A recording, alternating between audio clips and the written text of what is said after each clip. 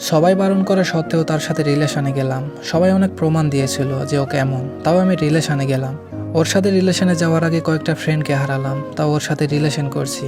সবার কথা এক কান দিয়ে ঢুকিয়ে অন্য কান দিয়ে বের করে দিয়েছি, কারণ তাকে আমি সত্যিই খুব ভালোবেসেছি। নবম শ্রেণীতে আমার স্কুল চেঞ্জ করতে হয়, আর তখন নতুন স্কুলেই তাকে দেখি।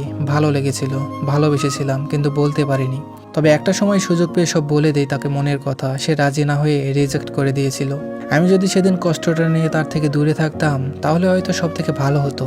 কিছুদিন পর সে আবার আমাকে বেছে নিল তার পার্টনার হিসাবে। আমি কিন্তু তাকে রিজেক্ট করিনি, কারণ সে যে আমার প্রথম ভালোবাসা, যার জন্য আমার চোখে পানি আসতো। আমি তখন জানতাম তার দুজন এক্স ছিল, এর বেশি ছিল কিনা তা জানি না। সে যখন দুজনকে ফেলে আমার কাছে আসছে, তার মানে সে আমাকে সত্যি খুব ভালোবাসে। এটা ভেবেই আমি তার সাথে রিলেশনে যাই। অনেকেই বারণ করেছিল, প্রমাণও দিয়েছিল, আমি তা শুনিনি। কারণ নিজের বুদ্ধিতে পাগল হওয়াও ভালো, পাগলও হলাম। 5 মাস হয়ে যাবার পর বলেছিল সে আমার মাঝে কোনো ফিলিংস পায় না। কথাটা শুনে মন খারাপ লাগলেও রিলেশন চলছিল। আমি দেখলাম আমাকে একটু বেশি অবহেলা করছে। তখন তার ফেসবুকের পাসওয়ার্ড চাইলাম, বাট সে দিবে না। ফেসবুকে পাসওয়ার্ড চাওয়ার কারণ, আগের ফেসবুকে প্রচুর পরিমাণ কথা হতো, এখন কমে গেছে। তাছাড়া ওই আইডির পাসওয়ার্ড ছিল আমার কাছে, তাই ওকে ওর এক্স যে নামে ডাকতো সেই নামে আইডি খুলে সেটা ব্যবহার করতো। এইসব কারণগুলো বুঝে আমি চাইলাম ওর কাছে পাসওয়ার্ড, কিন্তু সে কিছুতেই পাসওয়ার্ড দিবে না। এরপর থেকে আমি তার সাথে যোগাযোগ বন্ধ করে দেই। আমার সাথে কোনোভাবে যোগাযোগ করার চেষ্টা করেছে বলে মনে হয় না। এরপর থেকে ব্রেকআপ। মাঝে মাঝে তার সাথে কথা বলার জন্য মন কেমন যেন করতো, প্রচুর কষ্ট অনুভব করতাম। তাই মেসেঞ্জারে তাকে খোঁচা মেরে কথা বলতাম, যাতে সে উত্তর দিতে বাধ্য হয়। জানি ভালো কথা বললে ইগনোর করতো, তাই ঝগড়া করে হলেও 2-4টা কথা বলে নিজেকে সান্ত্বনা দিতাম। এখনও মাঝে মাঝে অনেকটা মিস করি। সব কিছু ভুলে বলতে ইচ্ছে করে ভালোবাসি। একবার বলেছিলাম SMS করে ভালোবাসি, উত্তরে জানালো ভালো। তারপর তাকে ব্লক করে দিই। আজ 1 বছর 20 দিনের মাথায় জানতে পারলাম সে আমাকে কখনো ভালোই বাসেনি। তাহলে কি প্রতি রাতের প্রেমের গল্পগুলো সব মিথ্যে ছিল?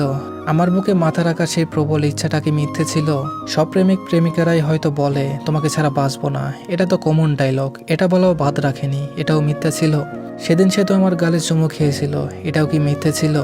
সবগুলো মিথ্যে অভিনয় হলে আজ আমি বলবো তুমি সত্যিই খুব বড় মাপের অভিনেতা। সত্যি আমি সত্যিই জানি না মানুষ সারা জীবন সাথে না থাকতে পারলে মিথ্যা স্বপ্ন কেন দেখায়। যারা খুব করে ঠকে গেছেন তাদের উদ্দেশ্যে কিছু কথা বলি। সম্পর্ক ছিন্ন করে কেউ আপনার জীবন থেকে চলে যাওয়ার মানে এটা নয় যে আপনি হেরে গেলেন, বরং আপনি জিতে গেছেন। আর হেরে তো গেছে সেই মানুষটা যে আপনাকে চিনতে পারলো না। আবার আপনি তার কাছে বড় হয়ে থাকলেন, ছোট হয়ে থাকলো তো সে যে চলে গেল। জীবন থেকে কেউ চলে যাওয়ার মানে হলো ভুল মানুষের হাত থেকে বেঁচে যাওয়া, আর একটা ভুল মানুষ চলে যাওয়ার মানে হলো সঠিক মানুষ আসার পথ তৈরি হয়ে যাওয়া। সামান্য ছোট্ট এই লজিকটা যেদিন মেনে নিতে পারবেন, সেদিন থেকেই আপনি ভালো থাকতে শিখে যাবেন। একটা ভুল মানুষের সাথে একটা বিকেল ঘোরা যায়, একবেলা খাওয়া যায়, সবশেষে একটা দিন কোনোভাবে কাটিয়ে দেওয়া যায়। কিন্তু একটা ভুল মানুষের সাথে সারা জীবন কাটানো যায় না, চাইলেও পারবেন না। যে মানুষটা আজ আপনাকে ছেড়ে চলে গেল, তার জন্য আপনার খুশি হওয়ার কথা, কারণ আরও 2 দিন পর চলে গেলে হয়তো আরও বেশি কষ্ট পেতেন।